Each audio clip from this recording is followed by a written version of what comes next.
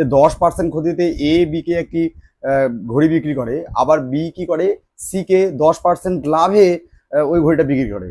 বলেছে যে দামে সি ঘড়িটা কিনলো সেই দামে যদি এ বিক্রি করতো তবে তার শতকরা কত ক্ষতি হতো, এটা আমাদের বার করতে হবে। ঠিক আছে, এ বি সি।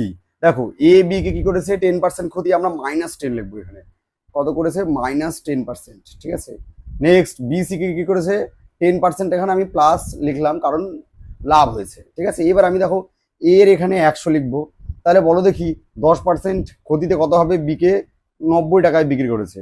ঠিক আছে, এইবার বি কি করেছে, 10% লাভ করেছে, তাহলে 90 এর 10%, তার মানে 9 টাকা এর সাথে যোগ হবে, 10% যেহেতু লাভ, অতএব 99 টাকা। তাহলে বলেছে ডাইরেক্ট এ যদি সি কে বিক্রি করতো, তাহলে দেখো এ কিনেছে 100 টাকায় আর সি কে ডাইরেক্ট কত টাকায়, 99 টাকায় বিক্রি করেছে, তাহলে কত পার্সেন্ট ক্ষতি হতো, ওর হচ্ছে 1% ক্ষতি হতো। এটাই হচ্ছে প্রথম অঙ্ক, অপশন